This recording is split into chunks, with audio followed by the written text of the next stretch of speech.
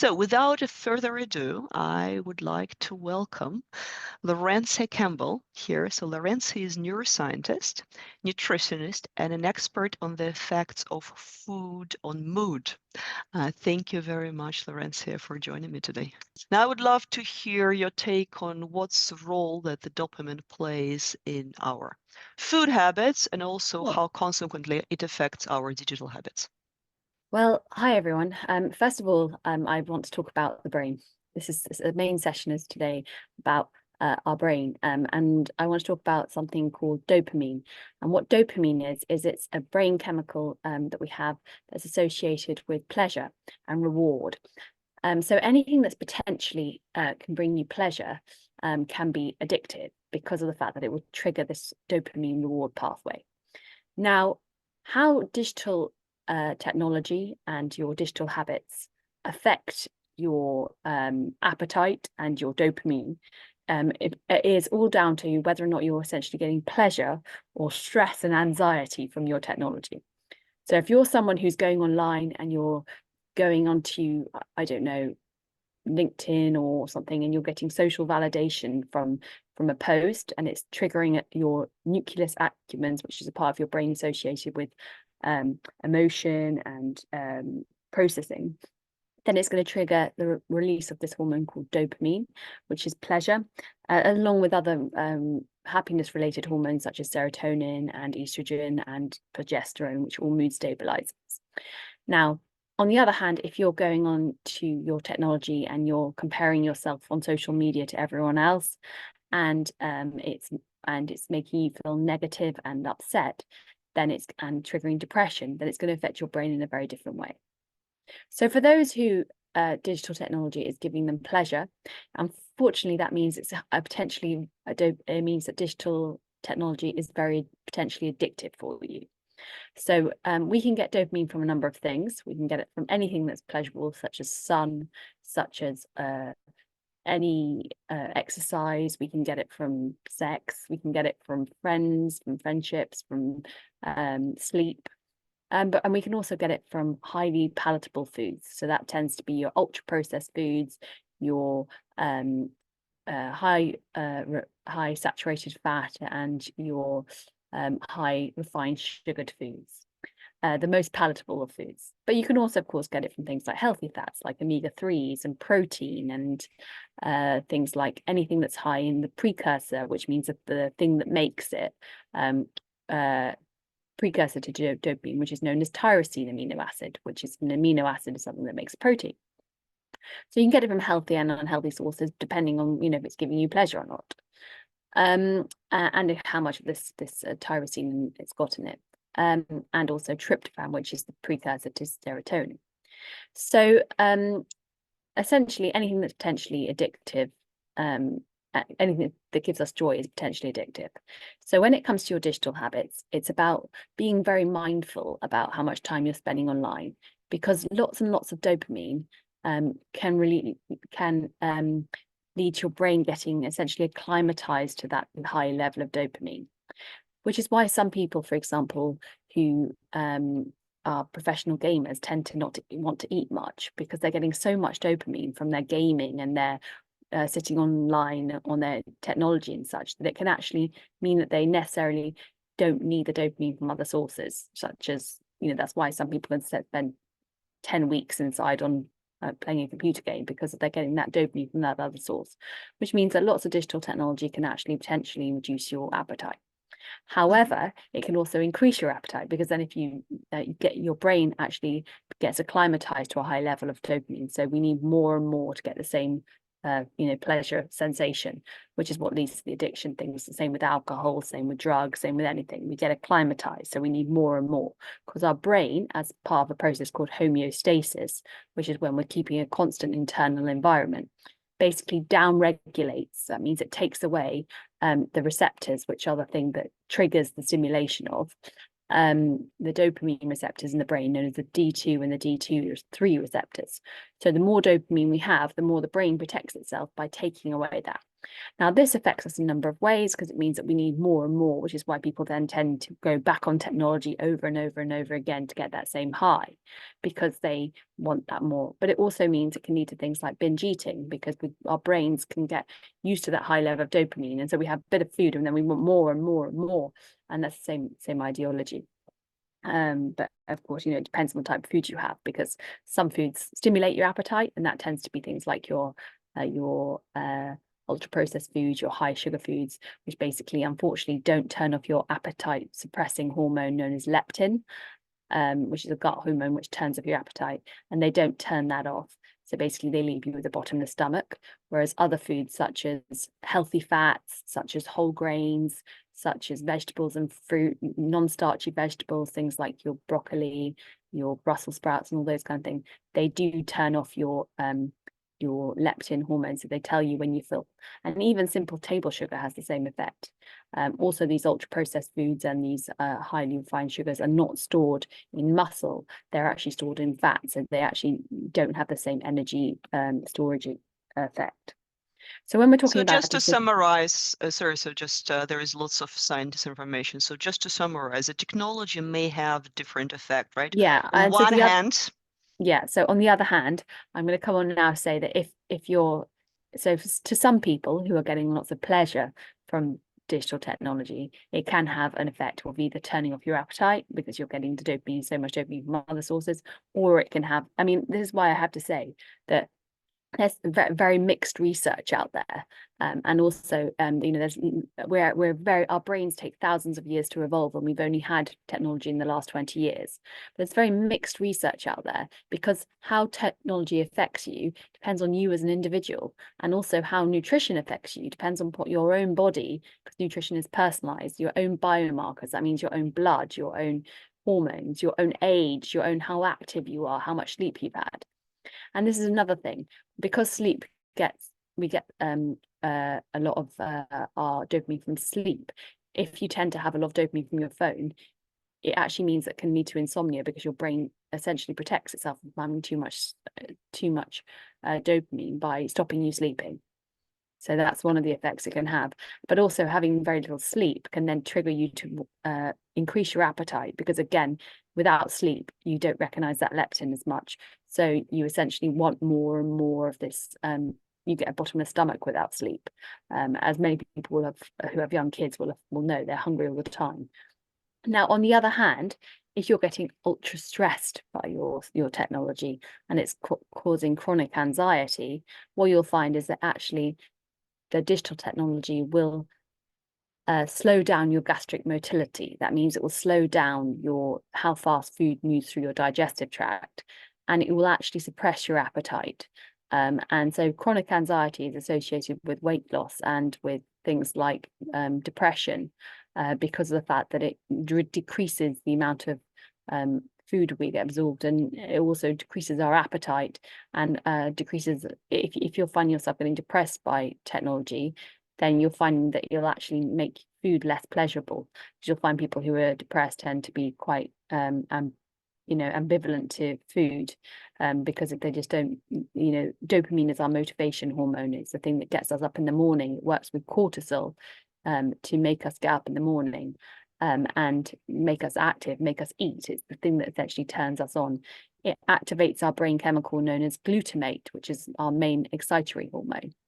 So if you're depressed and you're low, you tend to not want food as much, but also you'll tend to get fatigued. And when you're fatigued, your body craves very, very quick energy supply sources. So although you'll be tired, you'll also be craving sugary things and high carb things, because these things give us a quick, short-lasting energy burst, which is essentially what our caveman brain wants when it's tired.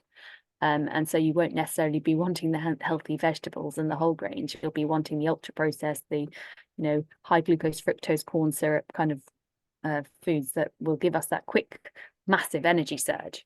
And so how technology affects us depends on how the technology affects you as an individual, and also, what technology source you're using. Because if you're using things like it for work, remember, anyone can become a workaholic, and that part of that is because of the fact that focusing on a task also stimulates dopamine, and if it's a pleasurable task, you enjoy your work, you're more likely to get addicted to it. So there are lots of, sorry, I'm going to interrupt you. There is so much richness in what you're sharing. I would love really to dig into some of its aspects. So I think a very important point that you're making, that the technology might affect your appetite or, you know, your tolerance to certain foods via changing your dopamine receptors. Yeah, so it's, and So that's a very important idea. yeah, well, it's and this is, I want to really put this out clearly out there, that the research is very early stage in this, and most of the models are either you know, have been looking at the effects of dopamine on things like you know, binge eating disorder, and also on things like you know, ADHD and things like that. So they're very and these are very early stage research, and we can't make any definite claims because, you know, technology, as I said, has only been around in the last 20 years, and you know, they used to think that everything to do with you know, your appetite was purely to do with, you know, personality. You know, that person, you know, they are, you know, their personality flaw, they can't control what they eat, or they eat, you know, or they're a perfectionist, so they don't eat enough, you know, when it comes to things like disordered eating. But actually it's much more complicated than that, because it's down to what food the person's eating, because as I said before, some foods are appetite stimulants and some foods are appetite suppressant.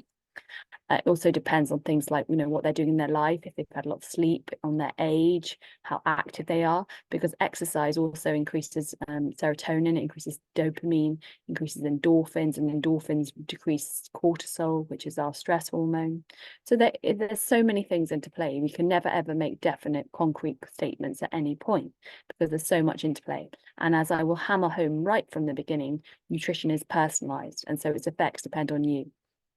There are other things as well. So there's things like inflammation to take into consideration, with things like vitamin E, vitamin C, even what supplements you're taking, what, how much food you're eating. If that day if the day before you had a really big meal, if you haven't eaten in the morning, there's so many factors that will interplay here. If your job's going well, all these, there's, your level of happiness actually really, really impacts your food. It's a great one. Yeah, and the big thing I want to say is here is, in this modern society, we're always searching for happiness. And if you're not happy, it's seen as failure. And it's even if just having a flat day, if it's just a simple day we don't do much, it's seen as, oh, why haven't happiness is always something we're searching for. But actually, sometimes we do actually need the flat things. We need a flat day to recalibrate, because as I said before, too much of anything is a bad thing. So too much time on your phone, too much fatty foods, too much sugary foods, too much healthy foods. It's all about everything in moderation and being mindful of what you're doing, because you shouldn't be spending more than 4 to 6 hours on your phone really a day, because of the fact that you're hardwiring your brain. And I have to say really clearly that our brains are not fixed. Our brains are malleable. They're ever changing. There's something called synaptic plasticity, and a brain cell is known as a neuron. And between the neurons are something called neurotransmitters, which come out something called a synapse. And so our synapses are always changing, and depending on what we eat, what we do, how we live. So when we're talking about well-being, there's so many factors involved. And when we're talking about digital habits are a new phenomenon, but yet they're impacting everyone. Now, my concern is that the most is about digital habits in children, because your habits as a child do actually have more long-standing effects than they do as an adult. Before we go into there, I just want to highlight something that I think that's important for everyone. So lots of multiple research on digital well-being states that it's not necessarily the screen time per se that affects your well-being, but it's also what you're doing there. Yeah, and also screen time. I will just loop it in back to our conversation. So what actually tends to happen when we are, for example, I don't know, you spend time on social media, you're doom scrolling, reading negative news, yeah, even if you do it like 30 minutes, this already would affect your levels of cortisol. If because of your WhatsApp, you're postponing your sleep, yeah, this already will impact very much then your sleep and consequently your food habits. Well, this is something I really want to also, I said in something I really wanted to be clear on. Digital habits is such a broad term. So it depends if what you're doing on your LinkedIn, or it depends what you're doing on your social media. And also, so when people say when I say 4 to 6 hours, it's not that clear.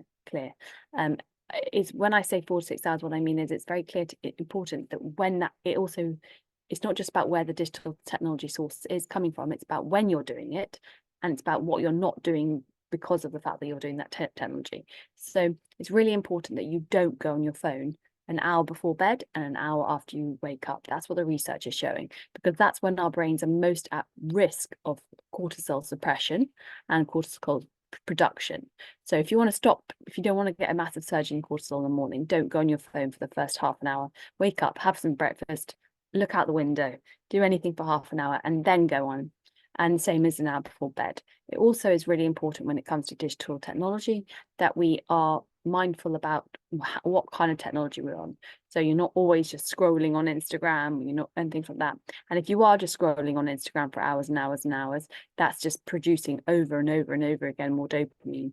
And more importantly, our brains need time off away from anything. So if you're having a break, and in your break time you're on Vinted or other things, just scrolling or looking at sites to buy clothes or shoes or whatever, and you're just hours and hours upon that, your brain is not having that switch off time, and it needs that to recalibrate. It also needs it for emotional processing, for memory storage and things like that, and that's Could really you essential. talk, yeah, sorry for interrupting. Could you actually, on that note, could you talk a little bit about what happens with your brain when you eat in front of your screen and you're not taking the Sure. break? For example, as lots of people in the UK do these No, days. this is really, really important, and this is something that really angers me.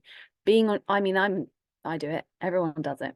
Um, uh, when you eat, when you're scrolling on your phone, you're not eating mindfully, and you're not being aware of what you're eating. Now, what turns off your appetite is your appetite hormones, but it's also satisfaction. And if you're on your mobile at the same time as being on that, you're not getting the recognition and the emotions of processing, and you're not getting the same salivary secretions and things like that you should be. So unfortunately, it does tend to make people to eat more. It also depends, but again, that's dependent on the type of meal they're having, because some things like protein, if you eat a lot of protein, protein is the most appetite suppressing macronutrient there is. So meals with a lot of protein in it tend to be more filling, and those with more fiber tend to be more filling. So, and complex carbohydrates, such as things like that, give you that slow release energy that you need throughout the day. And also the texture of the food makes a difference, because I mean, things are very crunchy, and when you chew, it leads to the secretion of something called endorphins, and endorphins, of course, relax you and things like that, but they also help to produce more of these appetite suppressing hormones. So more chewy food tends to be more appetite suppressing than food that we just put down the gullet, like soup, and watery food. So being mindful of the food that you're eating, and really making sure that you smell it. How does it smell? How does it look? Oh, and you're actually really that in mindfulness, and I've studied mindfulness, and they always talk about the raisin idea, that you chew it, you put it in your mouth, you chew it, you're really aware of how much you're eating, and you're aware of what every single complex part of the flavor. So you should really eat like you're almost like a food critic, like delicious, oh, this tastes delicious, and then slow it down so that your brain has time to come online and to recognize what you're eating. And if you're on your mobile and you're scrolling, unfortunately, this is the multitasking idea that a lot of people talk about, and it's like if you multitask, unfortunately what happens is your brain essentially becomes much less productive. And one of the part of being productive is recognizing when you're hungry and full. And essentially it's that thing, if you do too many things at once, you fail at everything, because your brain can only has the essentially it gives glucose, which comes from our food, to a task. And if we're doing many things at once, it can't give each task the adequate amount of glucose, so it actually really drains our brain. So multitasking drains your brain, and it unfortunately will lead you to eating more. And also, more importantly, it'll lead you to getting less pleasure from your food. So everything is if you want to really get happiness, if you really want to boost your dopamine, take time for every task and do them one thing at a time, and appreciate every small thing. I mean, in the old days, people tended to eat less and not eat less. They definitely didn't less, but they just ate less ultra processed food and things like that. And that was because of the fact that A, that food wasn't available, and B, because now the sugar we eat is very different to the sugar that our grandparents ate. Sugar our grandparents ate was table sugar, but now it's this ultra processed refined sugars that tend to be in things like even your health bars, this high glucose fructose corn syrup that doesn't turn off your appetite and just gives you very little energy and just makes you hungry.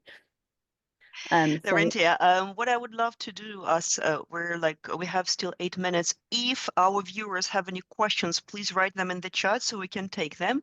And while we are waiting for the questions of Fanny, can we make a list of what we need to stop doing with our foods and devices and what we need to start doing? Okay, brilliant. So the first thing I'd like to say is what we need to start doing with your foods is you need to be eating when you eat, be aware of what you're eating. Look at the labels and the ingredients of everything you eat. I know everyone thinks this is, you shouldn't be too obsessed with this, but it's actually really important. Make sure that your meal has enough sufficient protein. And when I say protein, I mean things like meat, eggs, fish, dairy. I mean things like complete proteins if you're a vegan, things like soya, things like hemp seed, things like seaweed, all these things. Make sure that you're having adequate omega-3 from your brain. Make sure that you're having complex carbohydrates, because carbohydrates stimulate serotonin, so if we don't have enough, then you won't get that serotonin. Also, it's very important that you have lots of healthy fats, because they help us to absorb things like vitamin A, D, E, and K, which are the main vitamins associated that we need for things like inflammation and immunity in our bones. So we need to be eating a very balanced diet with everything, and not too many refined sugars and ultra processed foods. So basically look for the ingredients look on the back of the packet and go for the ones with the ingredients that you recognize. That's my first point.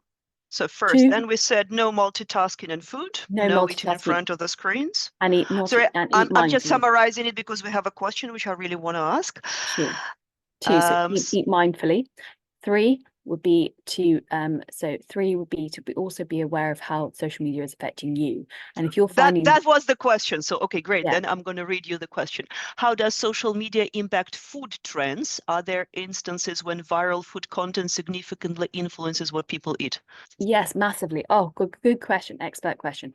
So at the moment, I'm finding that social media and digital technology is actually really promoting eating disorders. I mean, because first of all, it was all about clean eating. If we look at trends, I mean, food trends go in waves. We look at the 1990s, it was all about Atkins diet. Then it was clean eating with Clean Eating Ella and all that. Then we had, at the moment, we're in the fad of veganism and things like that, which is really popular and trendy, but there's debate about it. And then now I think we're going to have the kind of counterbalance that with everyone going carnivore diet and paleo and kind of almost going back to Atkins with keto diet. And so these trends, and so whatever. I mean, right now it's Eddie Abu and his he's gone back against all the veganism by eating loads of eggs and meat. And so people do tend to follow what the crowd really. And so social media does tend to do that. So all I'd say is, in response to that, be really, really mindful of misinformation when you're talking about digital habits. So look at the research behind every claim to do with diet and check with the dietitian or nutritionist, and make sure your nutritionist has got a proper qualification. They are an accredited individual. So nobody. No food bloggers. No food bloggers. We don't want food bloggers. We want people with academic training to stop. I mean, I work for the World Health Organization to stop nutritional misinformation, because it's really essential that we're making sure that everything you read is from someone with a background in science. You don't want someone who's done French degree teaching you all about food. You want someone who's, studied, I studied biomedicine, neuroscience, nutrition. I've really done the years and years and years of work to get to this point. And you want someone in that position to give you nutritional advice and health advice. Because, I mean, also, I'd even say be careful, be wary of even at some points with doctors, because in 5 years of training, they only get, 10 weeks of nutritional training. So make sure that the doctor you speak to has been on and done a nutritional master's or done additional training in nutrition, because, otherwise they'll be, the training they get just won't be sufficient. You need someone that's got expert knowledge in your niche sector. And if you're going to follow a trend, make sure that it's that it doesn't lead to any extreme eating behaviors or any dietary restrictions, so that it's not encouraging you, for example, to cut out carbohydrates or completely, or cut out protein, or cut out fat completely. Because remember, it's not as simple as every food group is not good or bad. There's some good proteins, some bad proteins, there's some good fats, bad fats, everything, and it's all personalized to you. So make sure that nutrition is personalized. So when we're talking about things like following diet plans and diets and everything, you have to make sure that you're wary that this digital technology and things like that, it has to be good for you. So only do what works for you. I mean, I know from myself personally that some things, like I have to be really wary of sugar because it makes me completely hyper and things like that. And I don't drink because of the fact that I know it has these effects on it doesn't work for me. But I, at the same time, my mum loves to have, some things like these. So you have to have it, you have to do what works for you. And if you're going to follow a trend, try it. And if you're finding, make sure you've done your research, and make sure that when you're looking mindfully and with your eyes open, and that you've checked with a professional and checked the research before you do that. Great. So that was rule number 3. So be more connected with yourself rather than with social media. Rule number 4, we also spoke about no phone first half an hour or first hour after waking up before going to bed. And digital detox. I'd say this is something really important.